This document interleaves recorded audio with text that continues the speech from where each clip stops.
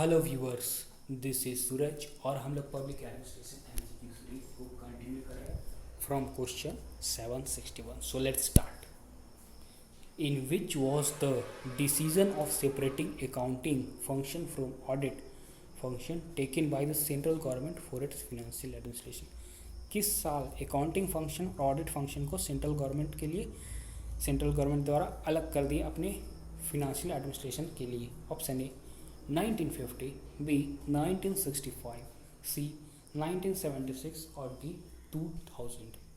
तो इसका correct option है 1976. In 1976, the decision of separating accounting function from audit function was taken by the central government for its financial administration. So this question का correct option है option C, यानी 1976. Next question is here. Which one of the following statement is not correct? In statements में से कौन सा correct नहीं है? Option A. The main function of the Public Accounts Committee is to examine the reports of the CAG of India. B. The Public Accounts Committee comprises members of the Lok Sabha only. C. A member of opposition can also be appointed as the chairman of the Public Accounts Committee. Or D. A member of the Public Accounts Committee can be re-elected for a second term. तो जो correct statement नहीं है वो है the public account committee comprises members of the Lok Sabha only. So इस question का correct option होगा option B. Next question is ये, कंसिडर द फॉलोइंग स्टेटमेंट. कौन सा स्टेटमेंट सही है बताना. 1. The constitution of India classifies the members of the council of ministers at the centre into different ranks. 2. A member of one house of the parliament who has been chosen as a union minister does not have the right to vote in the house of which he is not a member. Correct code को चुनना. Option a only 1, option b only 2, option c both 1 and 2 और option D neither 1 nor 2. तो correct statement होगा only 2, यानी a member of one house of the parliament who has been chosen as a union minister does not have the right to vote in the house of which he is not a member. So option B is correct option for this question. Next question is here. Who among the following was in forefront in the development of the concept of new public administration? New public administration का concept को develop करने के लिए forefront में कौन थे, मतलब सबसे आगे कौन थे? Option A Herbert Simon, B Frank Marini, C Dwight Waldo, D H Frederickson. तो इसका करेक्ट ऑप्शन होगा ड्वाइट वाल्डो.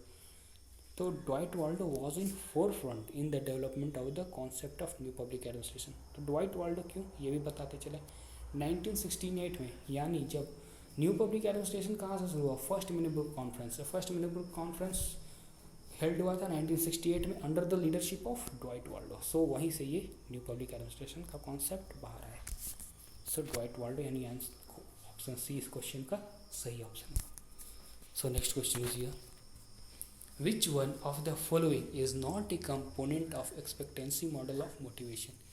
इनमें से कौन सा एक कंपोनेंट नहीं है एक्सपेक्टेंसी मॉडल ऑफ मोटिवेशन का? Option a positive reinforcement, b balance, c performance outcome equation, d effort performance equation. तो जो कंपोनेंट नहीं है एक्सपेक्टेंसी मॉडल ऑफ मोटिवेशन का वो है पॉजिटिव रीइंफोर्समेंट. सो इस क्वेश्चन का करेक्ट ऑप्शन होगा option A.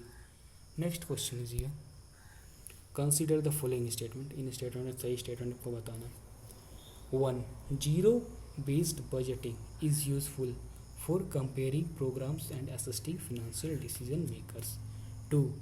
Zero based budgeting involves allocation of resources to agencies based on periodic re-evaluation by those agencies of the need for different programmes. तो correct code को चुनना.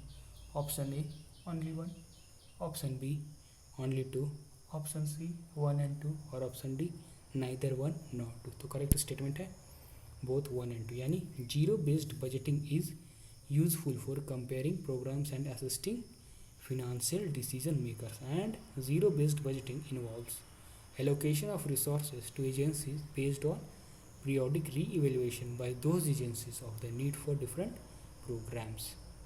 So this question is correct option होगा option C. Next question is here. Consider the following statement. इसमें भी correct statement को बताना, mark करना. Option 1. The new public management relies heavily on third parties to manage and deliver government services. 2. The new public management as a discipline withdraw from both political science and management. Correct code को चुनना. Option A only one, option B only two, option C both 1 and 2 और option D neither 1 nor 2. तो जो correct statement है वो है both 1 and 2, यानी the new public management relies heavily on third parties to manage and deliver government services, and the new public management as a discipline withdraw from both political science and management. So इस question का correct option होगा option C. Next question is here. In the Constitution of India, economic and social planning is included in the. Bharat के संविधान में economic और social planning include किया गया है. Option A union list of the 7th schedule, B state list of the 7th schedule, C concurrent list of the 7th schedule और D none of the above. तो ये जो economic and social planning है ये include किया गया constitution of India में under concurrent list of the 7th schedule. So इस क्वेश्चन का करेक्ट ऑप्शन होगा option C. Next question is here. Who among the following developed the classic 3-step model of organizational change? जो 3-step model था organisational change का उसे किसने develop किया था? Option a Kurt Lewin, b Herbert Simon, c JP Kotter, d L R Morphy. तो ये जो क्लासिकल 3-step मॉडल था ऑर्गेनाइजेशनल चेंज का इसे डेवलप किया था कर्ट लेविन ने. सो इस क्वेश्चन का करेक्ट ऑप्शन होगा option A. Next question is here. Which one of the following is not a component of Max Weber's ideal bureaucracy? इनमें से कौन सा मैक्स वेबर के आइडियल ब्यूरोक्रेसी का कंपोनेंट नहीं है? Option A job specialisation, B impersonality, C career orientation और D organisation as a social system. तो जो मैक्स वेबर का आइडियल ब्यूरोक्रेसी का कंपोनेंट नहीं है वो है organisation as a social system, यानी option D is correct option for this question. ये इस वीडियो का लास्ट क्वेश्चन था. अगर आप लोगों ने अभी तक पिछले वीडियोस नहीं देखे हैं तो ज़रूर देखिए और आने वाले वीडियोस को भी ज़रूर देखिए. थैंक्स.